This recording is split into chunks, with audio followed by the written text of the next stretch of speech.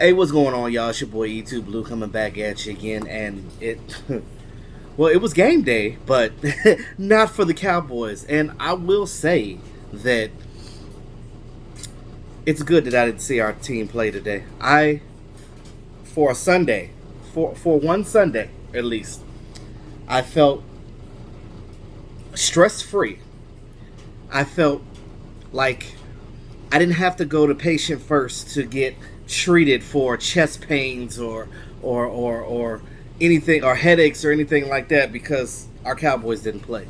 It is so hard to be a Dallas Cowboy fan. We have no bandwagon. At this point, if you're a Cowboy fan, that means you're true. You're true blue if you're a Cowboy fan.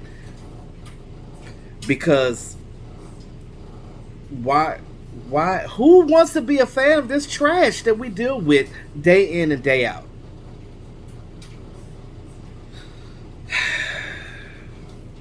Before I get into that, so tomorrow, Cowboys are having another kicker tryout. So two of the guys that tried out last time, two of the three, are coming back for a tryout. The one that's not coming back is the Austin kid that's in the Dallas Renegades, that's a part of the XFL team. He's not coming back. Obviously, he didn't do well. But they're going to bring back the other two, and they're going to bring a kicker in tomorrow that we know already because he's been with Dallas before, and you guys know this name, Kai Forbath. So Kai Forbath, he was with the Dallas Cowboys originally in 2011. He was with us in off-season and training camp, and that was the year that Dan Bailey came in too. So those guys were competing with some other kickers that was in training camp, and they ultimately went with Dan Bailey, and they released Kai Forbath. Kai Forbath ended up with the Redskins, and he also went with New England for a little while. So he bounced around a couple of teams in the league, but he was with the Redskins for, I think, a couple of seasons, though. He stuck around for them. But he's going to come back, and he's going to try out for the Dallas Cowboys. And if Kai Forbath kicks better, because I liked him a little bit when he was here in 2011, it's just that Dan Bailey was better.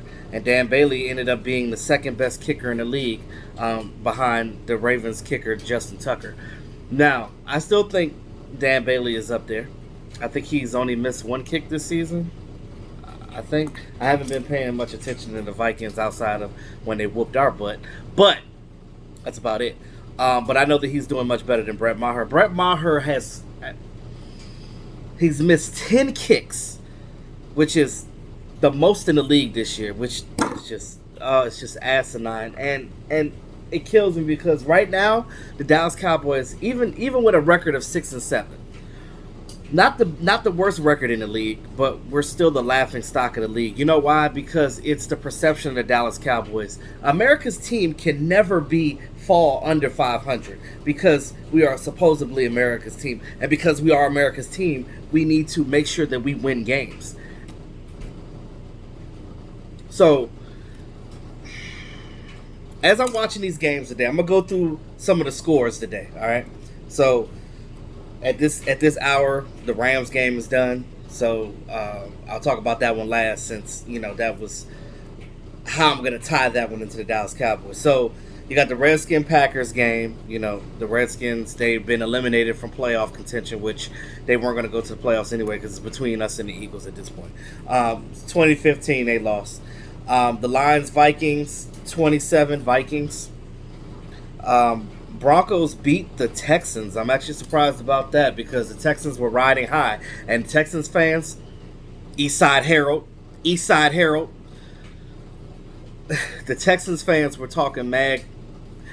The Texans, period. The fan base, the team itself, they were riding high because they beat New England last week. And in good fashion, they played a really good game. I respect the Texans. I actually like Deshaun Watson. So Eastside Herald. So you always coming in here trolling, talking bad about our Dallas Cowboys. I'm not gonna go tit for tat with you. I'm gonna give the Texans their just due. I respect them as an organization. So I took the higher road. So how about that? Ravens Bills. The Bills almost beat the Ravens, guys, and it not that it makes me feel better that we lost to the Bills, but it just goes to show you that the Bills are actually better than I thought they were. But they played against the really tough Ravens, but the Ravens still pulled it out 24-17, and the Ravens go on to be 11-2. Now, I got mad love and mad respect for the Ravens. I do. I've always have. Living here in the DMV, ain't nobody rooting for no Redskins. One, because I can't stand their fan base. Two, they are in our division, and that's just, you never do that. The Ravens is a safe team to kind of low-key root for. Low-key, I should say, because they're on the AFC side, and they're not. They only play the Cowboys once every 4 years, so I'm not worried about that. And that's the only time that I will hate them is when they play against the Dallas Cowboys. The Bengals and Browns. So the Browns won that game, of course, 27-19. Ironically, the Cowboys have the same record as the Browns. So how does that make you guys feel right now that we have the same record as the Browns? Let me know what y'all think in the chat box. The 49ers Saints, that was the game of the week, game of the day. You look at those two teams, the best two teams in the NFC conference right now. And the 49ers advanced to 11-2. The Saints are 10-3. The 49ers won on a game-winning field goal. Must be nice to have a good kicker. Robbie Gould with the 30-yard field goal to win the game over the Saints. Now, that was a back-and-forth game. When both teams reach 40-plus points, that's a good game. That is a good game. Those are the two teams right there are going to be fighting to get into the NFC Championship to play against the AFC side for the Super Bowl. I think that one of those teams will probably be the representative for this year's NFC Super Bowl from our side. Because it ain't going to be our Dallas Cowboys. And, if we keep playing like this, even if we make it to the playoffs, we're going to be one and done. Because you might end up playing the 49ers first. There's a possibility that they can play the 49ers first. But if the 49ers keep winning, that won't be likely. But if they were to end right now, we would more than likely be playing the 49ers, and you don't want to do that. You don't want to do that. You don't want to do that. Because you're going to get your ass whooped. That's what's going to happen. You're going to get your ass beat. So, Panthers-Falcons, 20-40, the Falcons won. Now, the Falcons have been up and down this year, and I know Bredrin is happy about that because his Falcons won. But they're still 4-9, so they're not going to the playoffs, so it doesn't matter. The Dolphins and the Jets, that was a one-point game. The Jets eked that game out 22-21. Nothing really to talk about there. The Colts and the Buccaneers, both 6-7 teams now. The Buccaneers pulled it out over the Colts 35-38. Chargers and Jaguars, the Chargers whooped the Jaguars' ass 45-10. The Steelers pulled it out over the Cardinals, of course. And the Cardinals have a record of 3-9-1. So they're eliminated from playoff contention as well. The Titans and the Raiders. Titans beat the Raiders 42-21. And all of a sudden, Ryan Tannehill can play football. Who would have thought? After they bench Mariota, interesting. The Chiefs and the Patriots. Chiefs knock off the Patriots 23-16. What's funny about that Patriots game is the first drive of the game, Tom Brady and company did a flea flicker for a touchdown. I think it was to Julian Edelman, I think. But after that, their production was really slow in the game. The Chiefs pretty much held them at bay. And wouldn't it be nice to see the Cowboys just come out in the game? Not necessarily doing the flea flicker, but something that you know that's going to work because you ain't done it. Be nice. Be nice. Just to do something for a touchdown. There's so many different things that this team can do. I'll get into that. And in the last game, the Seahawks versus the Rams, which I just finished watching, score was 12-28 Rams. Now, in that game,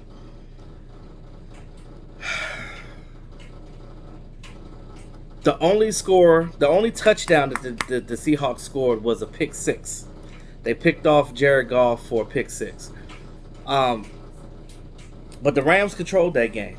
They won that game on misdirection passes and screen dump offs. Again, guys. Again. What irritates me about these Dallas Cowboys is this. And I talk about the talent all the time. And you hear of the talent doesn't equal the production. And it does not. The talent on this team does not equal the production. So when you talk about talent versus production, coaching. Yeah, the players can not execute or whatever, but when the players keep hearing the same thing over and over again from a lame duck coach, they get tired of that. And they get to a point where they're just like, whatever, and they're playing like whatever. Now, if you want to blame the players on something, I will say that there's a lack of discipline on this team. Players are out there celebrating, and Jalen Smith, I love him to death, but you swiping and stuff and doing all this stuff and celebrating and jumping on each other after you get a tackle. But we getting our ass whooped by Mitchell Trubisky.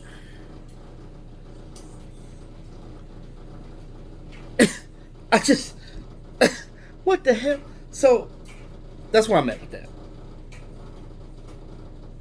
The Rams were able to get yardage, big yardage. Just dump off passes. End arounds. Jet sweeps. And then mixed it in with the run with Gurley. And that nice little stiff arm that Gurley gave the DB for the touchdown. That was strong. That was a grown man move right there. These are things that we can do, guys. But you know, we play this team next week at AT&T Stadium. And guess what? If we play like we've been playing all season on defense, guess what? We're going to get our ass handed to us. Watching this team, especially in this 3-game skid that we've been on, it gets hard and hard every day, every week to make these videos, because it's almost like, I know some of you have checked out, and it's like, I'm trying to find the will within myself to not be upset at this team and just kind of just talk about the facts. And I have to put my personal feelings aside to this team to continue with this channel as this team loses, because I have to come at you guys, because I'm always real, you guys know that, but I have to come at you with the facts, and I have to tell you what it is, because some of you guys don't understand. Not saying it's your fault, but because you're not, you guys, some of you guys were not football players, so you don't get the ins and outs of things and the business of football and things of that nature. So that's why us YouTubers, all of us, there's a million of us, we're here to provide you with a perspective that will hopefully educate you and just kind of keep you in a mindset of like, oh, I know me personally, like, I like to bring a different perspective on my channel to get you guys to look at things from a different angle, because it's more than what you see with things a lot. So you kind of have to just think outside the box and find out where the problem lies. Now, you may not always find that said issue, but you can kind of formulate ideas just by the way things are going in trends, because trends will tell you a lot. They always say the numbers don't lie, but numbers can be skewed. Remember that. I should tweet that. Numbers don't lie, but numbers can be skewed to prove a point. I don't skew numbers to prove a point. I speak on them on what they are, and that's it. I don't try to manipulate anything. That's just not the person that I am. I hope that as far as that kicker goes, I hope that Kai Forbath can come in here tomorrow and kick really good. And the Cowboys just cut Brett Maher, and I'm like, bye Maher, and he's gone, and I ain't got to worry about him. So that's what I would love that. I would absolutely be ecstatic if that happened. So we'll see. We'll find out tomorrow, and I'll do a video on it if it does. I'll be jumping up for joy, probably doing jumper jacks and all that. But anyway, with that being said, I just want to say before I end this video, Jerry Jones, you look at the problems that lie on this team. We talk about players all the time, but players change every season. Players come and go. But we have not made it to the NFC Championship game, nor a Super Bowl, since the 90s. That's sad. We've been sitting on 5 Super Bowls since the end of the 95 season.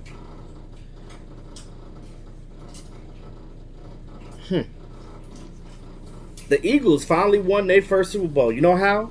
With a new coach that was only his second year with the team, and they made it to the Super Bowl. I just think that the Cowboys are just overdue, just long due to make a change for change's sake. I think that regardless what happens this year, even if somehow a miracle happens that we make it to the Super Bowl or even just win the NFC Championship game, Jason Garrett, in my opinion, still has to go because we need change for change's sake. Because I know a lot of you guys, and I know some of you personally, that'll be like, F this team if Jason Garrett get re-signed. I can't back up that. I can't find it in my heart to just keep supporting some bullshit. But I also thought about something too, and I said, we always put all the blame on Jason Garrett, right? But what about Jerry Jones? Now, Jerry Jones is an old man at this point, and I don't know if he's got senile tendencies or he's getting dementia or whatever the situation is, but he be talking nonsense sometimes. Now, remember, Jerry Jones did play football. He knows a little bit about the game, I guess. He played, I guess, offensive line and fullback when he was in Arkansas. But he's not what you would say a Hall of Fame player. He was never a great player. Jerry Jones is a businessman more than anything else that he is. He is a businessman first. And he has a way. Jerry Jones could sell a condom to a monk.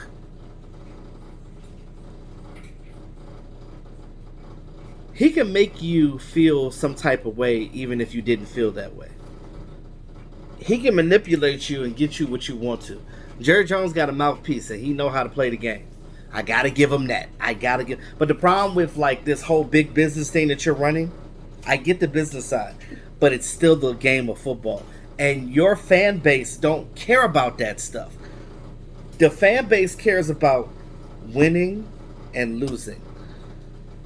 That is the only thing the Cowboys fans, because again, if the team is winning or if we see that even if you're losing, right? If we see that you're trying to get it together, you're making an attempt to make the team better, the fans will give you the benefit of the doubt. They will still buy your merchandise. They will still do whatever it takes because they support your team, because they are what they call diehard fans.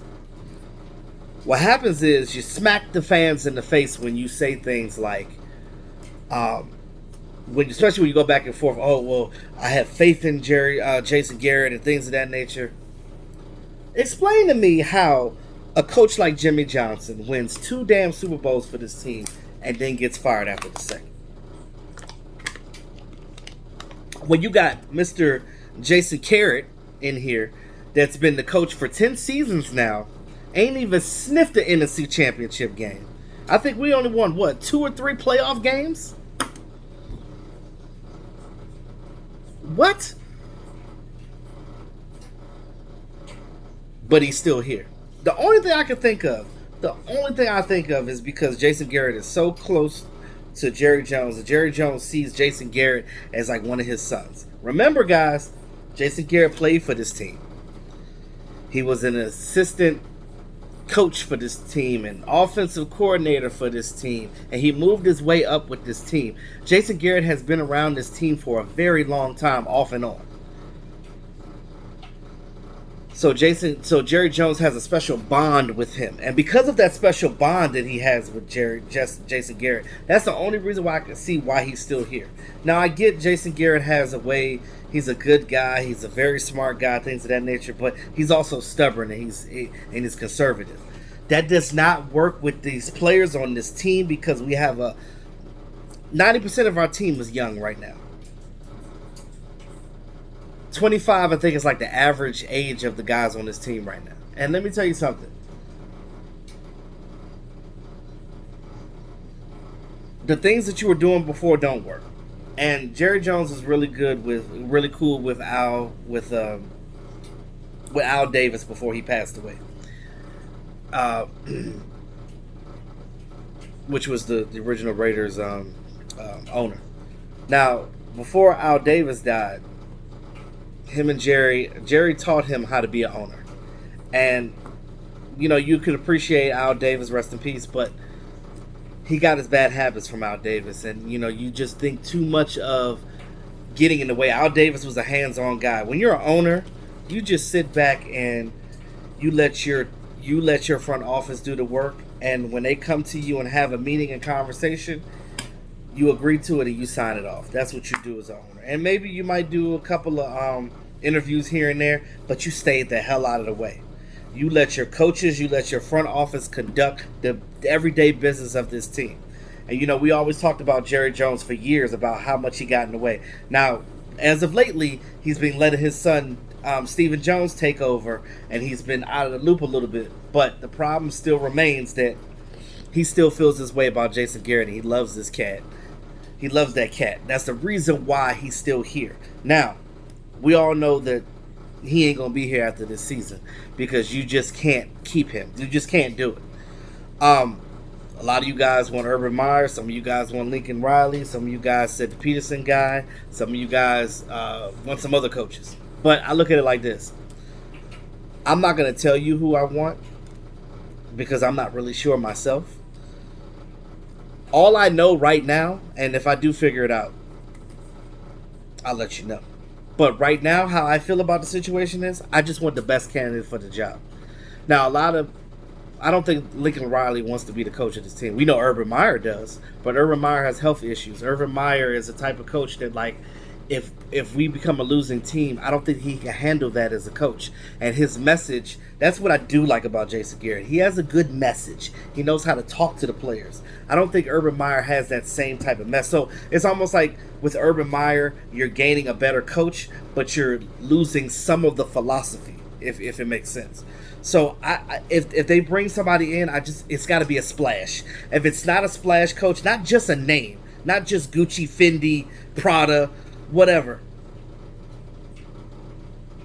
Not just a name. I want a coach that's going to be great for this team and make sense.